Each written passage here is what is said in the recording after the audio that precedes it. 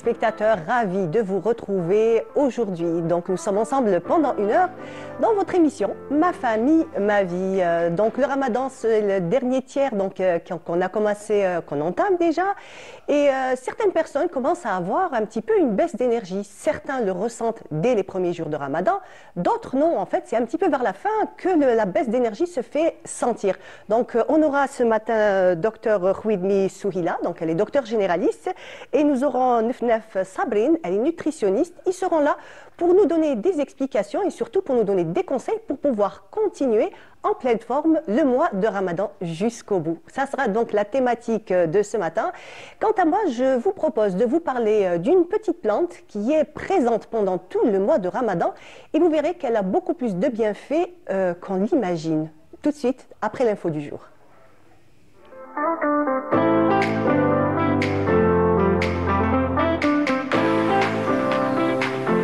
Alors, si je vous disais, ces petites feuilles sont vertes, elles sont tendres, elles sont parfumées, je sais que vous allez trouver, effectivement, c'est la menthe.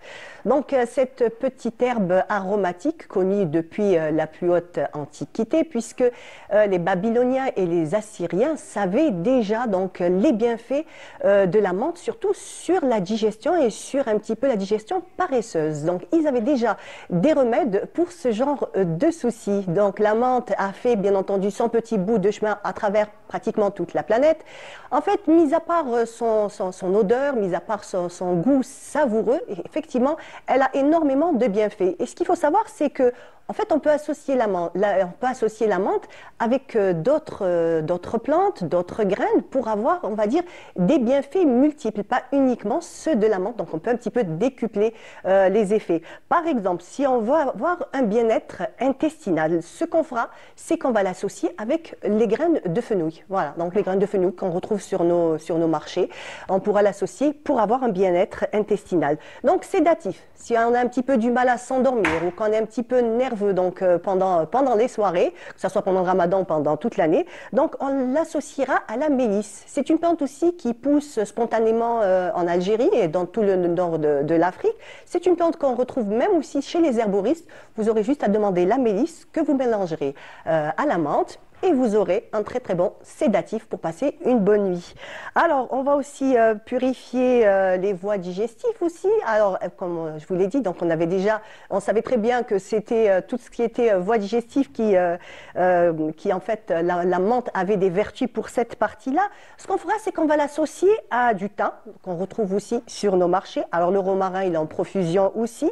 Le pissenlit et le cumin. Donc, toutes ces plantes. Le pissenlit aussi, donc, qu'on retrouve spontanément dans pratiquement tous nos prés. On peut même le ramasser soi-même si on en a envie, bien entendu, à condition, il y a quelques conditions à suivre quand on a envie d'enlever soi-même et surtout qu'on connaisse les plantes. Il faut savoir que si on veut cueillir soi-même ces plantes, il faut avoir une bonne connaissance parce qu'on peut se tromper. Et aussi, il existe énormément de variétés, comme par exemple pour la menthe, il faut savoir qu'il y a énormément de variétés de menthe. Donc, comme je vous l'ai dit, pour le pissenlit, il pousse un petit peu partout. Si vous allez en forêt ou si vous allez dans des prés, ce sont les petites feuilles, de petites fleurs jaunes, c'est le pissenlit. Voilà, donc ça c'est pour la purification des voies digestives. On va passer aux douleurs en général, donc si on veut légèrement, on va dire, atténuer certaines douleurs. Par contre, la menthe, on va l'associer au gingembre, donc du gingembre frais de préférence. Il se vend aussi, comme je vous l'ai dit, ou séché, ou alors en tout frais, généralement chez les marchands d'épices. De préférence, il vaut mieux l'acheter frais, le mettre dans le frigo, et ça se conserve pendant très longtemps. Donc aussi, pour la protection toujours des muqueuses, donc là c'est plutôt pour les voies orales, on sait très bien que c'est excellent pour les rhumes, pour les fièvres. Donc par contre pour cette association, on utilisera du réglisse ou de l'aloe vera. Ce sont toujours des plantes. J'ai choisi pour vous des plantes qu'on retrouve sur le marché. Je ne vous ai pas donné des plantes qui sont compliquées à trouver. Donc tout ça, vous le trouverez donc dans vos marchés, sur vos étals. Donc on a dit pour tout ce qui est voie respiratoire, alors on a dit réglisse et aloe vera. Voilà. Pour la menthe, et bien entendu on peut prendre tout simplement une bonne infusion de menthe chaude ou tiède, ça dépend comment qu'on l'aime, avant de dormir. C'est vraiment excellent, pratiquement pour tout.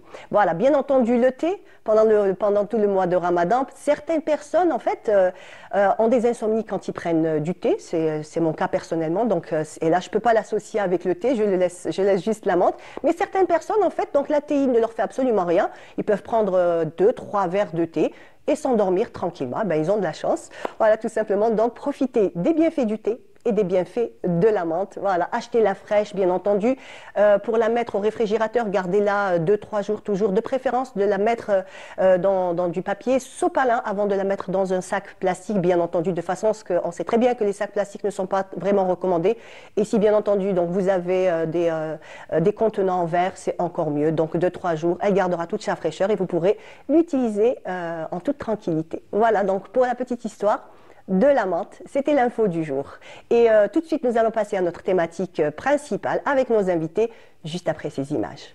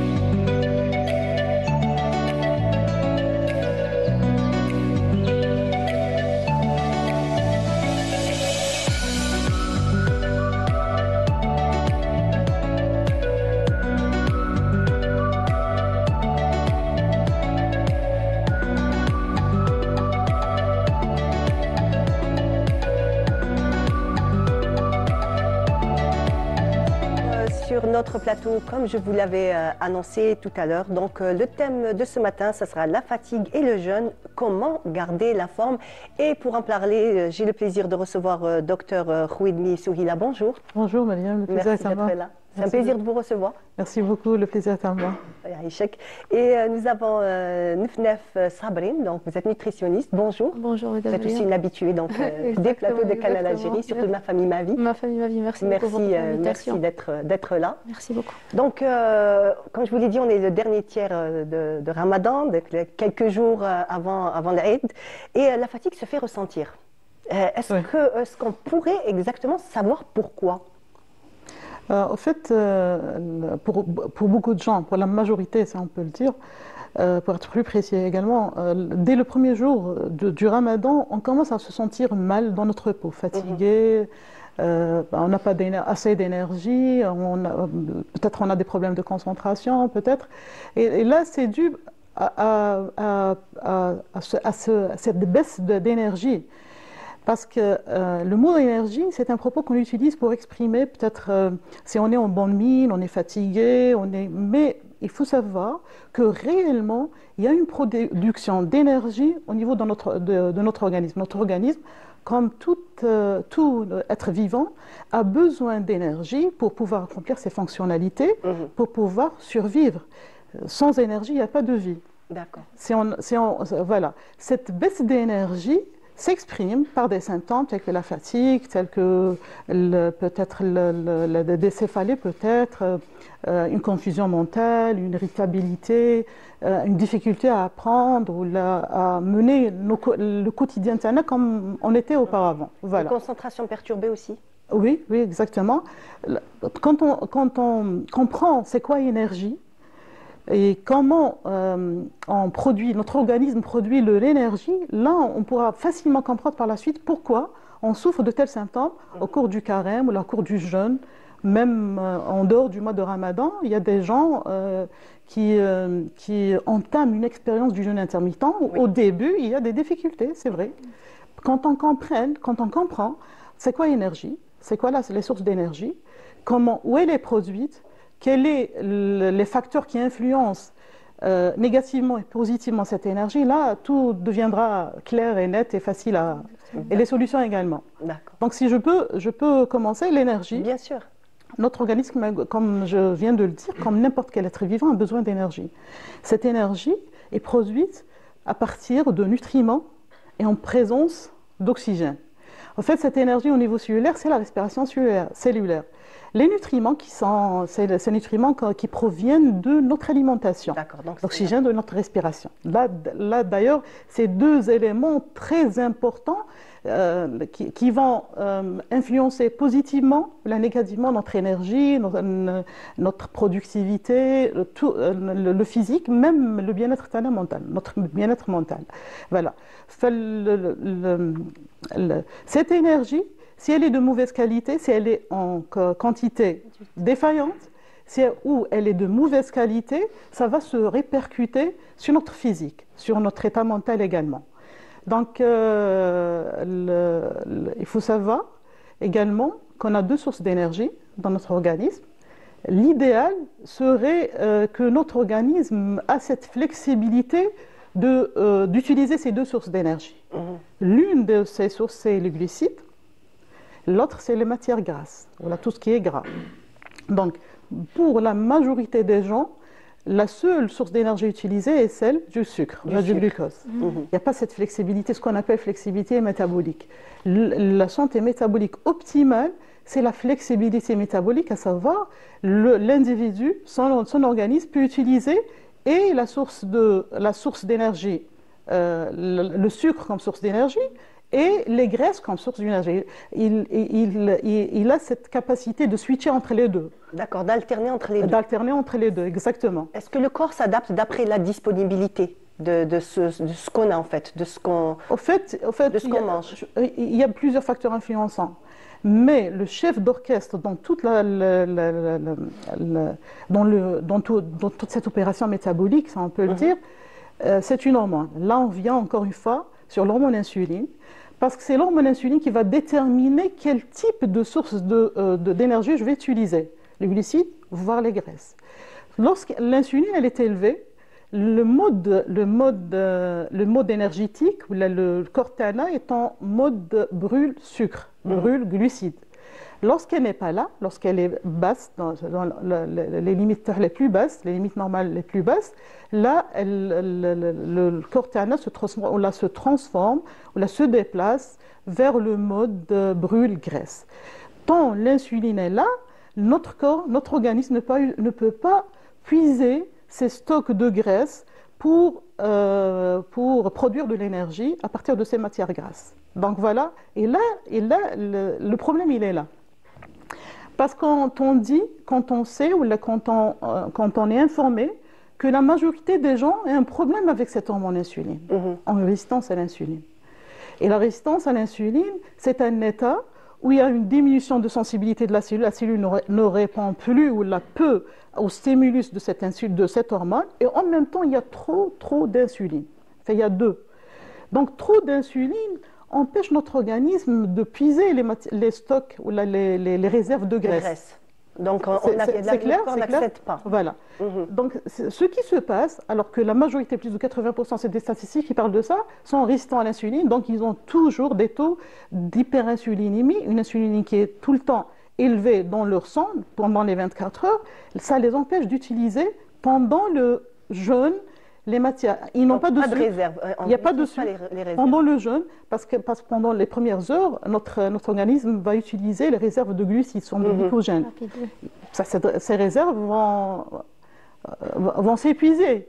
Après, il a besoin d'aller puiser dans les réserves en graisse. Mais tant cette insuline est élevée, il ne peut pas aller utiliser et c'est là,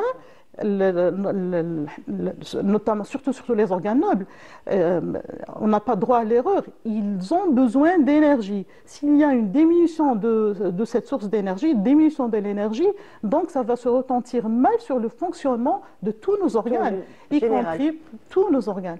Tous nos organes, de la plus simple réaction biochimique ou chimique au niveau cellulaire, jusqu'à les mouvements quand on va la respirer, bouger, manger, on a besoin d'énergie. Si cette production d'énergie n'est pas adéquate, là, on va souffrir, on va se plaigner de fatigue, de mauvaise concentration, de ce qu'on entend beaucoup maintenant de nos jours. Effectivement. Voilà. Donc, dit j'ai une petite baisse de tonus, une petite fatigue. Voilà, on traîne un petit peu les pieds sans vraiment réaliser d'où vient cette fatigue. Voilà. Bon, ce que je vous propose, c'est de regarder ensemble donc un sujet de Yasmine Chouir et on revient juste après. À l'approche de la fin du mois de Ramadan, de nombreux jeûneurs constatent une fatigue accrue et une baisse d'énergie.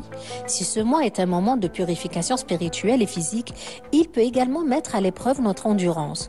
Comment expliquer cette sensation de fatigue intense et comment y faire face, tout en préservant la sérénité de ce mois sacré ? Le mois de Ramadan impose un rythme de vie bien particulier, des journées de jeûne pendant lesquelles le corps doit puiser dans ses réserves d'énergie. Mais plus le mois avance, plus la privation de nourriture et d'eau, couplée au manque de sommeil, peut entraîner une baisse significative des niveaux d'énergie. Cette fatigue est d'autant plus ressentie en fin de Ramadan, lorsque le corps commence à éprouver les effets de ce mois de privation prolongée. Mais cette sensation de lassitude peut aussi être un signe que l'équilibre alimentaire et les habitudes de vie ont besoin d'être réajustés. Le premier facteur à considérer est l'hydratation. Entre l'iftar et le suhoor, il est crucial de bien s'hydrater pour compenser la déshydratation accumulée durant la journée. L'eau est essentielle, mais les boissons comme les infusions et les soupes apportent aussi des minéraux et des nutriments qui contribuent à restaurer l'équilibre de l'organisme. Ensuite, l'alimentation joue un rôle clé dans la gestion de la fatigue. Lors du suhoor, il est essentiel de privilégier des aliments à libération lente d'énergie, comme les céréales complètes, les fruits et légumes, les œufs et les protéines maigres. Ces aliments nourrissent le corps sur la durée et permettent d'éviter les baisses d'énergie soudaines. L'iftar doit aussi être équilibré, afin de ne pas alourdir le corps avec des aliments trop gras ou trop sucrés. Les dates traditionnelles pour rompre le jeûne apportent une source rapide d'énergie, mais elles doivent être suivies par des repas contenant des légumes, des protéines et des graisses saines pour maintenir l'énergie tout au long de la soirée. Une autre astuce pour lutter contre la fatigue en fin de Ramadan est de veiller à la qualité du sommeil. Le manque de repos, souvent lié aux prières de la nuit, aux soirées en famille ou entre amis ou aux repas tardifs, peut aggraver la sensation de fatigue. Il est donc essentiel d'adopter une hygiène de sommeil saine. Essayez de dormir un peu après l'iftar pour compenser la privation de sommeil nocturne et se lever suffisamment tôt pour ne pas être trop fatigué durant la journée. L'activité physique peut également jouer un rôle positif dans la gestion de la fatigue. Bien qu'il soit tentant de se reposer après une longue journée de jeûne, une activité physique légère comme la marche ou les étirements peut stimuler la circulation sanguine et améliorer l'énergie. De petites séances d'exercice après l'iftar ou avant le suhoor peuvent être bénéfiques pour réduire les sensations et stimuler le métabolisme. Il est normal de ressentir des fluctuations d'énergie au fil du mois. Cependant, il est important de ne pas sous-estimer l'importance du bien-être mental. Prendre quelques instants de calme pour se recentrer, méditer ou faire des prières permet de réduire le stress et de maintenir un esprit serein, ce qui, à son tour, peut aider à mieux gérer la fatigue. En fin de Ramadan, la clé pour surmonter la fatigue réside dans un équilibre entre une alimentation saine, une bonne hydratation, un sommeil réparateur et un peu d'activité physique. C'est également un moment propice pour écouter son corps, ajuster ses habitudes et faire preuve de bienveillance envers soi-même. C'était un sujet de Yasmine Chouir, voilà, faire preuve de bienveillance envers soi-même. Et toute cette bienveillance commence déjà par nos assiettes. Exactement. Voilà, donc c'est vraiment la clé ou même la source du bien-être et même peut-être éviter cette baisse de tonus pendant le mois de Ramadan. Exactement, on commence toujours par notre assiette et par notre hydratation. L'hydratation. Oui, elle est très très importante, l'hydratation pendant le mois de Ramadan, parce que on a tendance à l'oublier, mais l'hydratation, dès qu'on commence à ne pas boire de l'eau pendant toute une journée, pour des personnes qui ont l'habitude de boire de l'eau, de s'hydrater, à un ralentissement de métabolisme intense. D'accord, il n'y a pas que l'alimentation et l'énergie qui fait ça. C'est vrai qu'on penserait plutôt à l'alimentation. Si on sent un petit coup de fatigue, il va se dire je vais manger un petit quelque chose. Mais en fait, on ne pense pas systématiquement peut-être à boire un grand verre d'eau. À prendre un grand verre d'eau, c'est pour ça que c'est conseillé durant notre iftar de prendre 3 dattes et un bon verre d'eau, pas d'autre chose. D'accord, on commence toujours par un bon verre d'eau pour s'hydrater, pour commencer déjà. Parce que notre estomac va commencer à se ralentir pendant notre jeûne. Il faudrait commencer par prendre un verre d'eau pour dire à notre estomac que ça va. Il y a une alimentation qui va venir juste après. C'est comme une préparation. Exactement, c'est comme une préparation. Et juste après, c'est notre soupe qui doit être très très légère, dit dans notre tradition, de prendre de la shorba, de la harira, mais en modifiant un tout petit peu. Dans la harira, ne pas mettre trop d'épices. Trop d'épices, trop de gras. Exactement. Je reviens à ces épices. Les épices et tout ce qui est poivre noir et piment, ça cause une déshydratation juste après. D'accord. Parce que l'épice et le poivre noir va augmenter notre thermogenèse. On va commencer à fabriquer de la chaleur, ce qui va nous déshydrater juste après. Toutes les épices en général ou juste le poivre noir? Non, principalement c'est le poivre noir et le piment. D'accord. Mais pour le gingembre et le curcuma, ils sont très très bons pour notre santé. On peut les rajouter dans nos assiettes, ça va nous aider à optimiser de l'énergie après. Mais principalement c'est le poivre noir et le piment qui va. On va commencer à fabriquer de l'énergie qui est de la thermogenèse. Ça va causer notre déshydratation la soirée même ou juste après. Il y a des personnes qui prennent. Exactement. Ça consomme de l'eau, exactement. Exactement, ça consomme. On fabrique de la chaleur. C'est pour ça qu'on se déshydrate juste après. Et j'en connais des personnes qui ont des migraines causées par l'eau. Et qui sont conscients. D'accord. Oui, ils sont conscients par rapport à ça. L'un des signes de déshydratation intracellulaire, c'est les migraines. Les migraines. Et les gens vont se précipiter vers ce comprimé de paracétamol, de Doliprane avec ce verre d'eau. Avec le verre d'eau. Ils vont, les céphalies disparaissent. Ils vont croire que c'était le comprimé de paracétamol alors que c'était la réhydratation. La réhydratation de notre corps. D'accord. Et revenons à notre hydratation qui est très importante, qu'on fait un très grand point par rapport à ça. Il y a des gens qui se disent que c'est le café. On a des migraines par rapport à ça. C'est vrai que le café cause des migraines parce qu'on est addict au café à un certain jour. Prendre 4-5 tasses de café par jour, c'est beaucoup.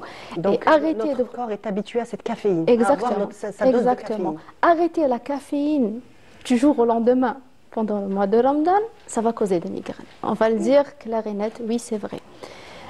Juste les premiers jours, en fait, il faut le dire qu'après ça diminue, l'intensité diminue. Oui, parce qu'on s'habitue. On s'habitue à un certain moment, on manque de caféine. Mais prendre de la caféine après l'iftar, on va dire pendant la soirée, prendre de la caféine, il y a aussi le thé. Le thé contient une cellule de caféine. Oui. Donc il fait le même effet que le café. Ils disent qu'ils sont en train d'arrêter le café. Je ne bois pas de café pendant Ramadan, mais vous êtes en train de prendre le thé le soir. Et c'est la même chose et c'est le même effet. D'accord. Café et thé aussi, ce sont des diurétiques. Ça va causer une déshydratation juste après. D'accord. Ça va nous obliger d'aller aux toilettes, de s'uriner beaucoup.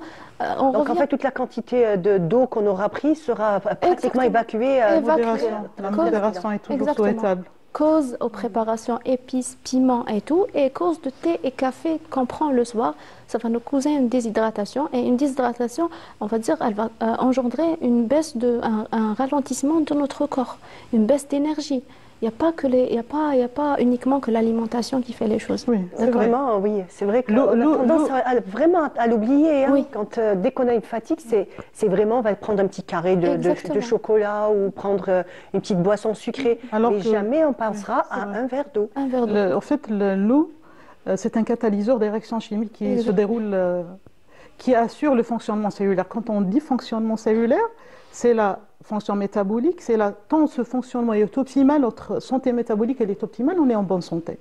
Donc si l'eau est un catalyseur, d'ailleurs plus de 60% de notre organisme c'est de l'eau, même la masse osseuse qui apparemment elle est une masse solide, contient de l'eau. Donc c'est un catalyseur de toutes les réactions chimiques. S'il y a un manque d'eau, une déshydratation, ça va se répercuter sur le fonctionnement métabolique et sur la santé métabolique et par conséquent sur toute la santé. Parmi les conseils qu'on peut donner pour assurer une bonne hydratation durant le jeûne, au mois de Ramadan, en dehors du Ramadan, donc c'est entre sahar et le fطور, essayer de fractionner en gorgées. Exactement. Essayer de prendre minimum 1,5 litre jusqu'à 2 litres. En fait, il y a une formule, c'est 0,33 cc par 10 kg de poids. Ça veut dire une personne, par exemple, qui pèse 100 kg doit prendre 3 litres. Ça diffère suivant le poids. C'est vrai qu'il y a une formule standard. Ça, c'est pas vraiment standard. Ça diffère en fonction du poids, en fonction du climat, en fonction de l'activité. La prise de poids, la prise de l'eau, il faut la fractionner. Parce qu'il y a des personnes, qu'est-ce qu'ils font? Au moment du sahar, ils veulent prendre beaucoup d'eau, alors que notre organisme n'est pas censé conserver de l'eau. Il va l'éliminer tout de suite. Il va prendre ce qu'il utilise, il va l'éliminer. Même le bon Dieu l'a dit dans un verset. On ne peut pas conserver l'eau. Parmi les choses cette fraction, chaque demi-heure par exemple, un petit verre chaque demi-heure entre le sahar, également la prise de fibres alimentaires, notamment les fibres insolubles, qui jouent un rôle d'éponge. Les fibres insolubles, surtout insolubles, au contact des liquides et de l'eau, elles s'imbibent comme une éponge. Elles vont constituer un certain réservoir d'eau. Pour un certain moment, elles vont couvrir les besoins pendant une certaine partie de la journée. Exactement. Voilà. Donc, en parlant des fibres solubles, c'est ça. Donc, quels sont les aliments qui contiendraient de la fibre soluble? De la fibre soluble, on conseille de prendre tout type de fruits et légumes. D'accord. Il ne faut pas éliminer un type de légumes ou une matière précise. Fruits et légumes, principalement tout ce qui est vert dans nos assiettes. D'accord. Il ne faut pas négliger ça. C'est bourré de fibres. Ça nous aide, comme l'a précisé notre collègue. Elle va nous aider à notre hydratation qui va durer pendant toute la journée après. Principalement, on dit dans notre Ramadan quotidiennement et dans notre tradition, on prend notre soupe. Généralement, notre soupe elle est constituée de légumes. De légumes, absolument. Oui, mais on a déjà en ce qui concerne le hashish. Exactement. Voilà, mais on n'est pas d'accord par rapport au type de préparation. Il ne faut pas mixer tout. Le mixage. Exactement. Le temps de cuisson. Le temps de cuisson. Le temps de cuisson, c'est vrai qu'on aime bien la faire mijoter pendant longtemps. Exactement. On préfère laisser les légumes, on va dire, croquantes. On peut les croquer, on peut les mâcher, d'accord, et pas mixer le tout, parce que donc, les fibres restent finement, comme par exemple la coriandre. Il y a aussi certaines personnes qui utilisent une autre plante aussi dans la shorba, le mot le krafs. Voilà, le mot m'échappe. La tendance à les laisser, c'est bien laisser le krafs dans la shorba et la manger. C'est bon pour la santé. En réalité, moi je ne peux pas m'en passer de la shorba fric. Mais c'est vrai, en aucun cas la soupe ne peut remplacer la portion de légumes. Exactement. C'est-à-dire on doit être conscient de la quantité qu'on doit consommer de la shorba, de la soupe. Parce qu'elle donne rapidement cette sensation de plénitude, alors qu'elle n'est pas vraiment nutritive. Exactement, parce que tout est mixé. Tout est mixé. Les légumes sont censés nous donner des vitamines et des fibres. Mixer, il faut dire que c'est récent comme façon de faire. Il faut dire que nos grands-mères coupaient finement. Donc, couper finement le céleri, l'oignon, pas le persil, Sinon, Voilà, Si même le voilà, baisse de tonus, hein. Je crois que je fais partie de, de cette catégorie. cette catégorie. Voilà. sinon cette portion de salade, par exemple, il y a cette Exactement. toujours doit être C'est l'entrée. rendez-vous, oui. On peut dire que c'est l'entrée de notre, on va dire, iftar. On commence toujours par une soupe et une salade variée, d'accord? Mais une très bonne salade. On peut laisser de la salade verte, parfois des haricots, parfois de la coriandre, parfois des bouts de maïs, oui, du concombre, de Le la chou, en ce tomate. moment, c'est la Le chou, saison du chou, donc exactement, du chou blanc, du exactement. chou violet peut-être. Il faudrait optimiser la consommation d'une petite salade juste après, on va dire, notre soupe, notre shorba, qui va nous aider à nous hydrater correctement et privilégier aussi tout ce qui est, on va dire, soupe légère et shorba. Pas de harira, je m'excuse pour ça. Pas de On va harira. revenir aussi donc, sur les épices. Tout à l'heure, vous avez commencé par parler de ça. On sait très bien que la shorba est certaines régions elle est très épicée. Donc, il y a le Exactement. harour ou il y a ras el hanout. Enfin, chacun ce qu'il met. Ce mélange d'épices donc, qui n'est pas vraiment, vraiment conseillé. Exactement, qui n'est pas vraiment conseillé, mais on ne peut pas, on va dire, éliminer notre tradition du jour au lendemain. Donc, allez, on va dire, au lieu de mettre une cuillère à café, on mettra la moitié de Exactement, et faire, on va dire, on change de jour au lendemain. On va dire aujourd'hui c'est harira ou aujourd'hui demain c'est harira et faire un roulement. Juste après, on fait une petite soupe légère, une shorba, ou les deux. Et on peut alterner entre les deux. On ne peut pas rester sur, on va dire, la même assiette pendant les 30 jours de Ramadan. Ça va vraiment altérer. Déjà, c'est par rapport aux épices et par rapport aux brûlures d'estomac qu'on pourrait avoir juste après le ftar. Voilà. Et surtout que c'est fait dans certaines régions. Enfin, certaines personnes préfèrent l'agneau, donc la shorba avec la viande d'agneau. Oui. On sait que c'est gras aussi. Oui, c'est donc peut-être une exactement association un peu compliquée. Voilà, oui, on préfère là, on conseille de privilégier le veau, d'accord, de la viande de veau principalement. Et l'agneau, pour vous dire, c'est de choisir les portions. D'accord, sachant qu'il contient du gras, on ne peut pas éliminer le gras, même le veau, il contient du gras, mais elle est en petite quantité. D'accord, mais l'agneau, c'est choisir, on va dire, les portions utilisées dans notre shorba. Et même, je connais des mamans, là, ils éliminent complètement la viande de leur shorba et de leur harira. Ils préfèrent donner des œufs durs à leurs enfants et mettre des œufs durs à table, à disposition, pour compléter, on va dire, le manque de protéines dans la shorba, dans la halila, avec des œufs qui sont très bons pour la santé. Donc c'est une bonne idée de faire comme ça? Moi, parce que j'ai cette approche qui se concentre beaucoup plus sur l'impact des aliments sur l'hormone insuline, je n'ai pas de problème avec la graisse animale à une portion bien déterminée. Bien entendu. Donc c'est beaucoup, beaucoup mieux, incomparable avec ce qu'on utilise. La majorité des familles algériennes utilisent ces huiles d'origine végétale, Oui. entre parenthèses sans cholestérol. Oui. Entre guillemets, voilà, sans cholestérol. Donc quand on mange ce que la nature nous fournit, la viande, elle est censée être mangée avec sa matière grasse. Avec sa matière grasse. C'est beaucoup, beaucoup mieux qu'Imagoult, incomparable avec ce qu'on utilise comme matière grasse pour préparer nos plats. Donc, cette approche concentrée sur l'hormone insuline, parce que pour moi, c'est très, très important, que ce soit le repère, l'hormone insuline, l'impact des aliments sur l'hormone insuline. Oui. D'ailleurs, commencer par la salade, parce qu'elle fournit une portion importante de fibres alimentaires, c'est très intéressant. C'est très bénéfique pour la santé et pour l'impact des aliments sur l'hormone insuline. Ça va nous fournir une portion de fibres solubles et insolubles. On a parlé des fibres insolubles. Les fibres solubles vont former une sorte de gel qui va tapisser toute la muqueuse intestinale de dedans. Ça va filtrer, ça va ralentir le passage du glucose vers le sang et également ça va entrer en compétition parce qu'il y a des ingrédients dans les fibres, des phytostérols qui sont des graisses végétales qui vont entrer en compétition avec les graisses végétales qu'on consomme. Ils vont diminuer le passage des graisses végétales également vers la circulation sanguine et nous aider à mieux contrôler les niveaux de glucose et donc les niveaux de l'insuline et les niveaux de graisse.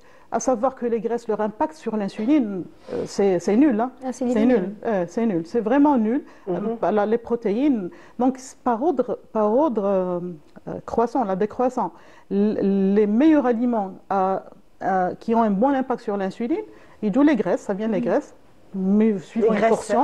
Animales de préférence. Animale, donc c'est-à-dire le beurre, l'huile d'olive, il n'y a pas mieux, l'huile d'olive, elle vient les graisses, puis les protéines, et puis c'est les carbohydrates. Les carbohydrates, voilà. Donc les fibres alimentaires vont non plus nous constituer un réservoir d'eau qui va couvrir une certaine partie de la journée, mais également, elles vont nous aider à minimiser l'impact des aliments sur l'hormone insuline. Et comme je viens de le dire, tant l'insuline ne s'élève pas trop, et pendant longtemps, là, notre organisme, au moment du jeûne, il peut aller puiser, il peut aller chercher de l'énergie au niveau des cellules graisseuses. Voilà, et du moment où on a une source d'énergie, c'est pas possible, on ne peut pas se sentir fatigué. Le problème se pose quand notre organisme n'est pas capable de puiser ces matières grasses en présence de taux élevés d'insuline. D'accord. On nomme ça une réaction, on va dire, c'est réactionnel, c'est dû au sucre. Hein. Donc on a le taux de sucre qui augmente. En réactionnel, il y a l'insuline qui augmente. C'est l'effet de l'insuline qui fait, on va dire, rabaisser le taux de sucre dans notre corps, ce qui fait, on a tendance à se sentir fatigué, à se sentir, on va dire, mal à l'aise. On ne peut pas s'asseoir, on a des vertiges tout au long de la journée. Sinon, c'est pour ça qu'on conseille dans nos assiettes de mettre tout ce qui est complet, du pain complet, du riz complet, qui prend du temps pour la digestion et qui ne va pas influer le taux d'insuline, il ne va pas augmenter le taux d'insuline, il va rester stable.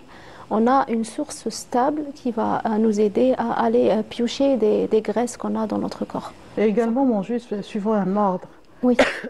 Pour la majorité, ils ne peuvent pas s'en passer de la soupe, mais ça aurait mieux de commencer notre repas par la salade d'assiette. La salade directement, exactement, c'est l'entrée.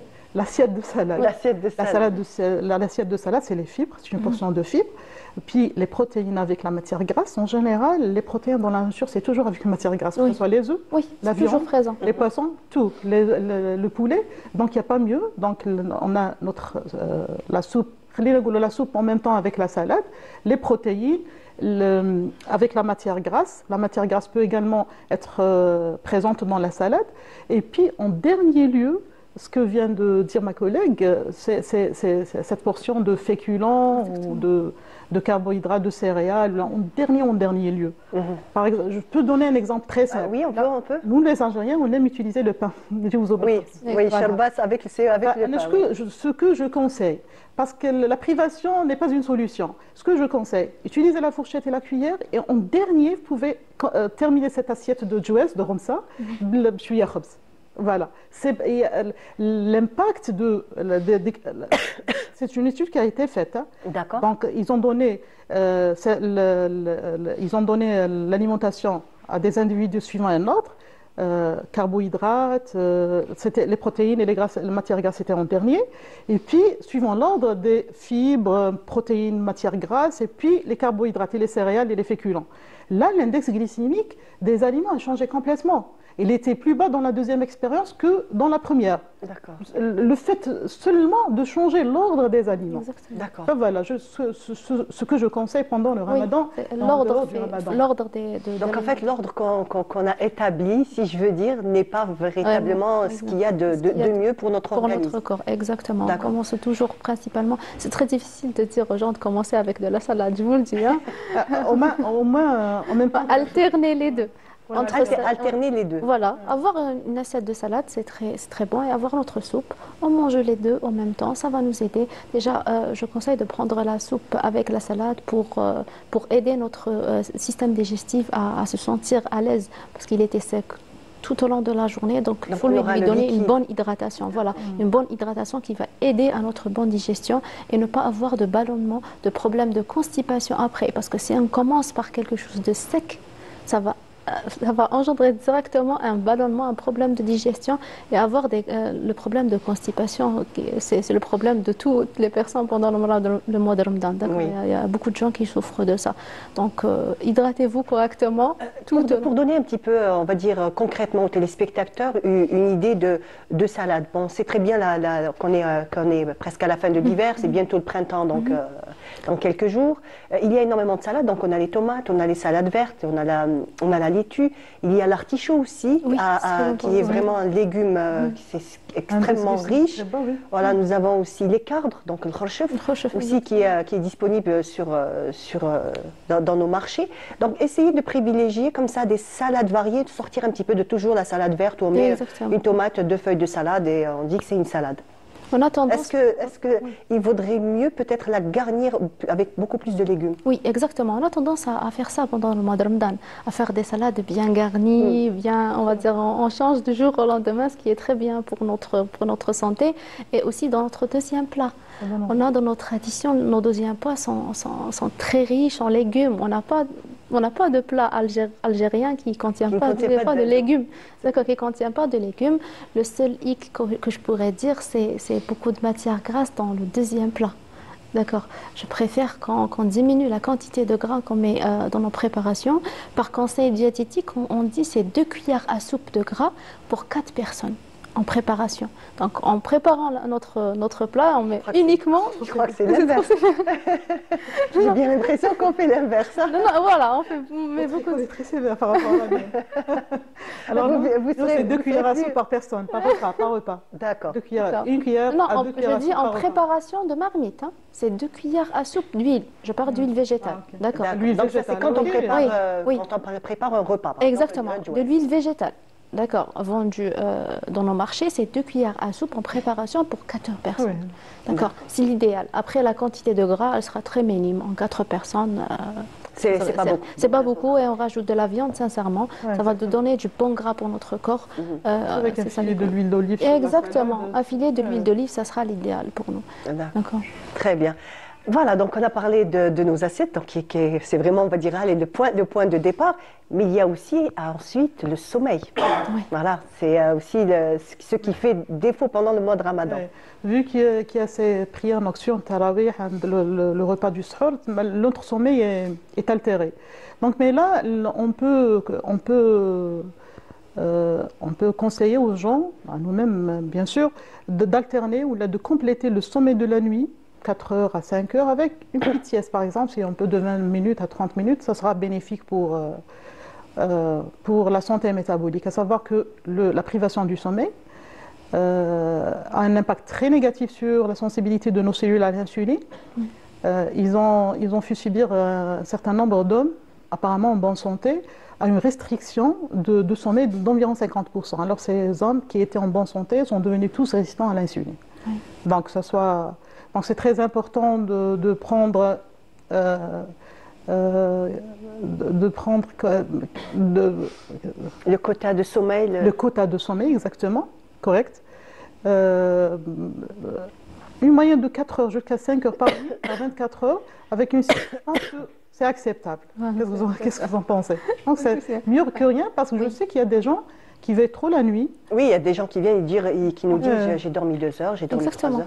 Qui veillent beaucoup la nuit, qui se réveillent tôt le matin parce qu'ils sont obligés d'aller travailler. D'accord. Ils n'ont pas la chance peut-être de prendre une sieste. Exactement, ils n'ont pas la chance, mais on conseille, comme a dit notre collègue, de prendre des siestes, on appelle ça des micro-siestes. D'accord. Mais des micro-siestes réparateurs. Sans lumière, sans télévision, sans téléphone, dans un endroit calme. Ça va nous aider à ressentir ce calme et anti-stress. C'est un anti-stress de la journée. Et surtout, un conseil de se réveiller lentement après. Il ne faudrait pas se réveiller rapidement et aller travailler. D'accord. De donner la chance à notre corps de se réveiller. On se réveille correctement, on n'est pas obligé d'aller, on va dire, courir. Alors, le temps de la sieste de l'après-midi, c'est à partir de 14 heures. D'accord, justement, je voulais revenir sur ça. Il est important de savoir à quelle heure dormir et à quelle heure arrêter. C'est 14 heures, c'est à partir de, pas 13 heures, c'est 14 heures. Exactement, 14 heures, prendre, on va dire, 20 minutes, 30 minutes maximum, c'est 45 minutes, et se réveiller lentement et enchaîner notre journée et notre vie. Sachant que pendant ce mois de Ramadan, nos journées ne sont pas hyper longues par rapport aux années d'avant, d'accord? Pour les gens qui ont une hygiène de vie habituelle, qui travaillent, ils vont pas sentir la journée sincèrement passer. On a tendance à se dire, oh, c'est déjà fini la journée, c'est déjà fini, on doit enchaîner autre chose. Il faut surtout préparer cet environnement propice au sommeil. Parce que nos habitudes, ça n'encourage pas les gens à aller tôt à leur lit. Mais quand on est conscient du risque ou là, du danger de ne pas prendre cette portion de sommeil correcteur sur notre santé, là, on doit faire des modifications dans notre mode de vie et essayer de préparer cet environnement qui doit être sombre, doit être il y a une certaine fraîcheur. La chaleur comme pour les épices. Exactement. C'est la même chose pour la santé métabolique. Voilà. Donc ce sommeil qui est en relation avec le cortisol, donc la fabrication oui, du cortisol. Les insomnies sont stressantes. Tout état de stress, dans tout état de stress, il y a sécrétion de ce cortisol qui est l'hormone principal vedette de l'état de stress. Alors le cortisol, qu'est-ce qu'il va faire? Le cortisol est censé être sécrété en état de stress. Et l'état de stress, c'est quelque chose qui est bénéfique. Cette réaction, c'est quelque chose qui est normalement est bénéfique pour notre corps, pour notre protection, pour pour nous protéger ou la fuir d'un danger imminent. Voilà. Mais l'insomnie va générer les mêmes conséquences d'un état de stress, d'un vrai état de stress, d'un vrai danger. Cet excès de glucose que dans un vrai état de stress, de danger, le corps va utiliser pour prendre fuite, pour prendre une situation de protection. Mais dans le cas des insomnies qui induisent cet état de stress, ou bien dans les conflits relationnels, on a cette élévation toxique du glucose, mais qui ne va nulle part. Qui n'est pas évacué. Qui n'est pas évacué et qui va détériorer, qui va nuire à notre organisme, à nos cellules, à notre métabolisme, à notre santé. Voilà.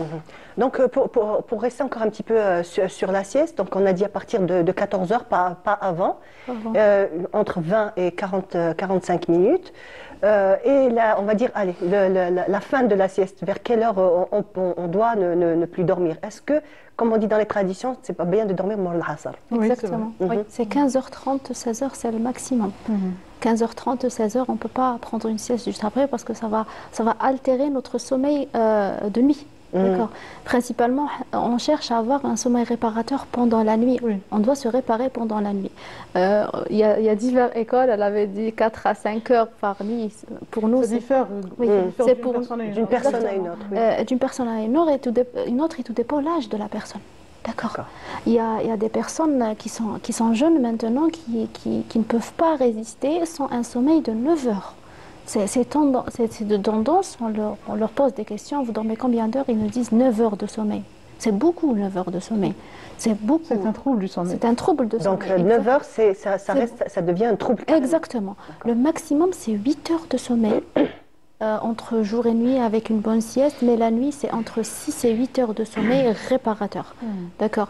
Principalement, il faudrait dormir pendant Ramadan, c'est juste après, on va dire juste après Tarawih, c'est 10h, 10h30. Ça serait l'idéal, c'est comme ça que ça se passerait dans le meilleur des mondes. Dans le meilleur des mondes. Mais hélas, on ne peut pas faire ça dû à nos sorties, on va dire.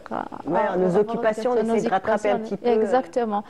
On essaie de rattraper, on va dire, les lacunes de la journée. Oui. Voir les gens à sortir, à se mettre avec des amis, à manger beaucoup de sucre le soir aussi. C'est vrai. J'ai beaucoup de sucre le soir aussi. Exactement. On ne va pas se priver quand même. Non, bien entendu. On ne va pas se priver, prendre un petit bout, peut-être dans une... Savoir quand est-ce qu'elle le prendre. On ne peut pas se priver. Ça. Exactement. Donc ne pas tomber dans la privation, la frustration aussi. Exactement, mais savoir quand est-ce qu'on doit le prendre. Parce que le ramadan, c'est une station excellente pour faire rebooster notre métabolisme. Ça, c'est vrai que c'est une station spirituelle par excellence, mais également par excellence pour rebooster notre santé, pour adopter de nouvelles... Une purification physique. Exactement, voilà.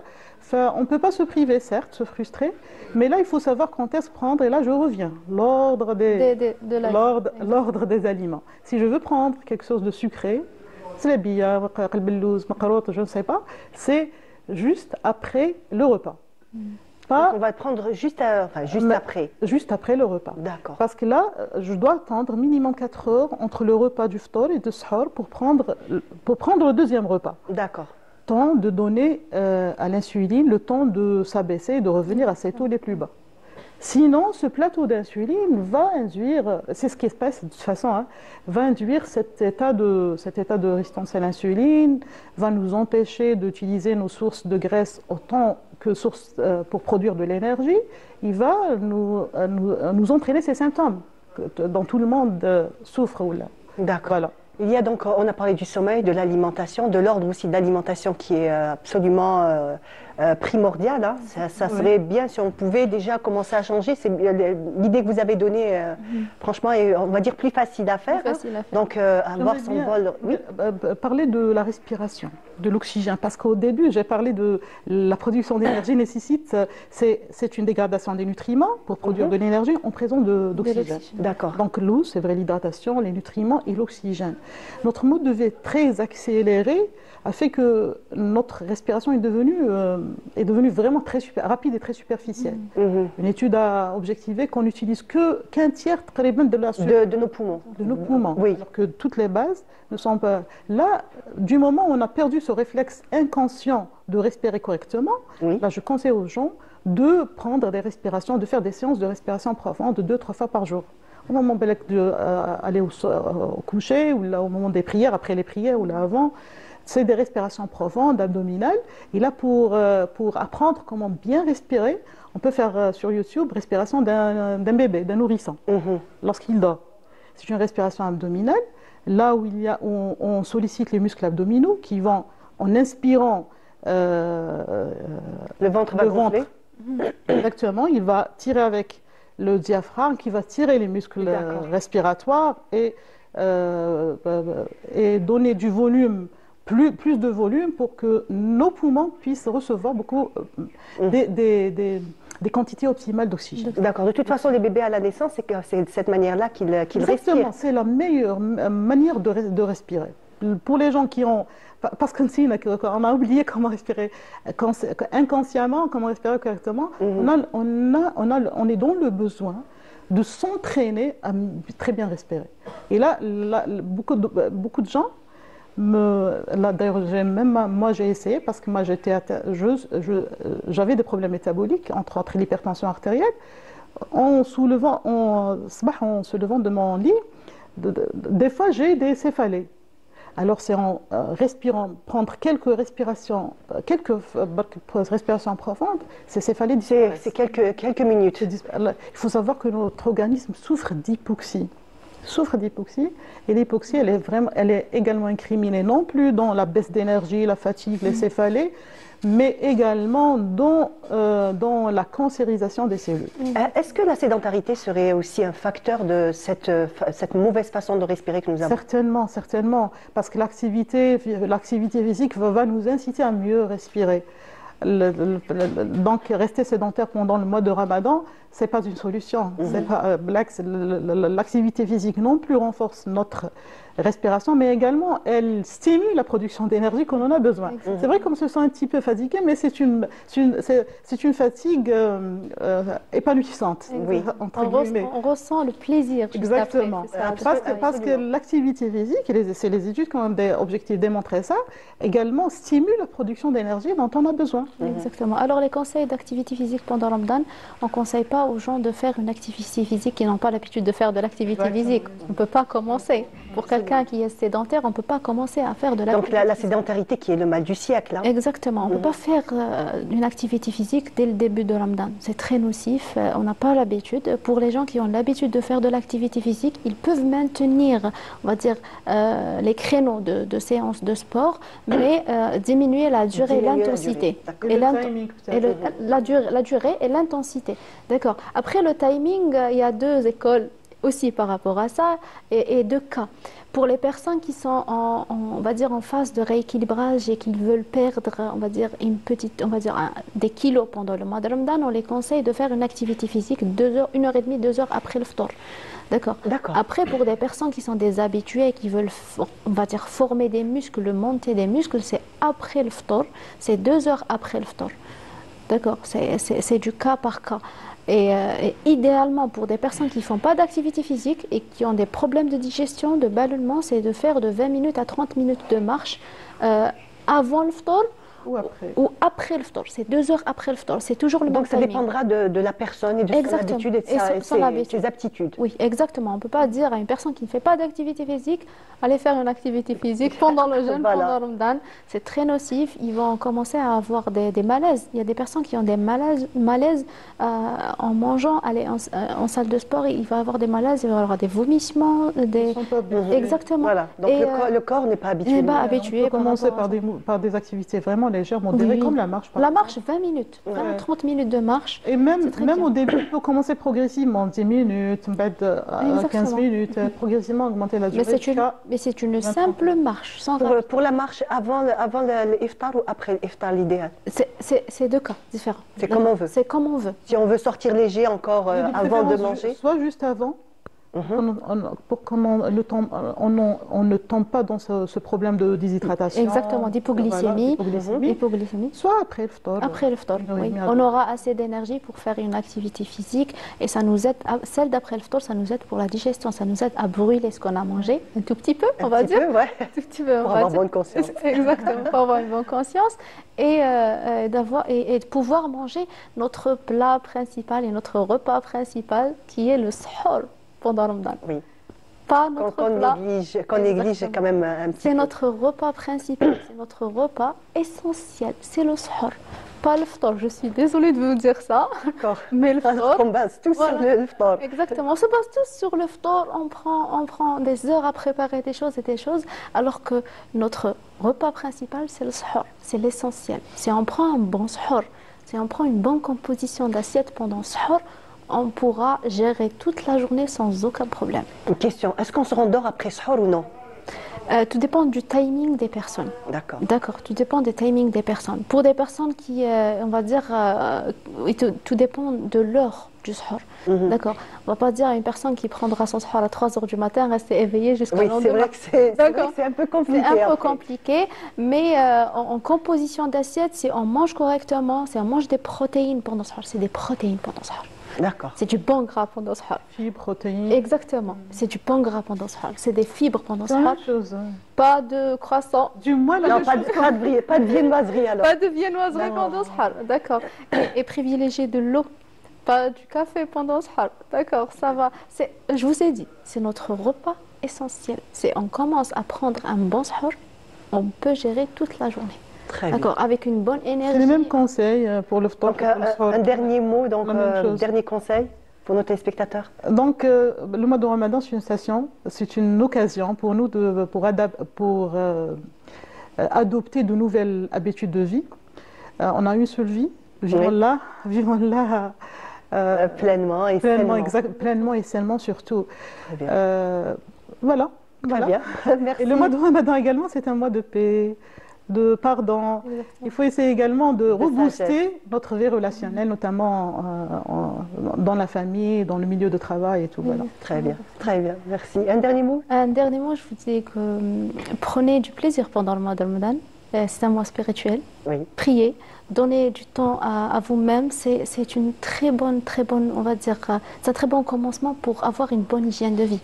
D'accord. Absolument, oui. Pour les personnes qui ne jeûnent pas, essayez de commencer, de continuer de jeûner. On ne va pas vous dire ne jeûnez pas. Faites une jeûne intermittent après Ramadan.